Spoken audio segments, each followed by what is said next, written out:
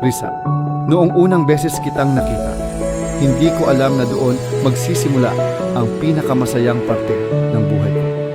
Sa harap ng dagat, sa harap ng Diyos, at sa harap ng mga taong mahal natin. Ipinapangako ko na pipiliin kita bawat araw sa lahat ng panahon. Kung ang alon may oras na malakas at minsan mahina, ganun din ang buhay natin. Pero kahit ano pa ang dalhin ng araw, pangako, hahawakan ko ang kamay mo. Hindi kita bibitawan, hindi kita papabayaan. Ikaw ang tahanan ko.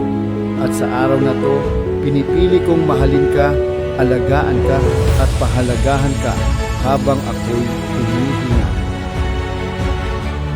G, sa lahat ng dasal ko noon, ikaw ang pinakamagandang sinagot niya. At sa araw na ito, isinusuko ko ang puso ko sa iyo. Hindi dahil kailangan, kundi dahil ikaw ang taong pinarating niya sa tamang panahon.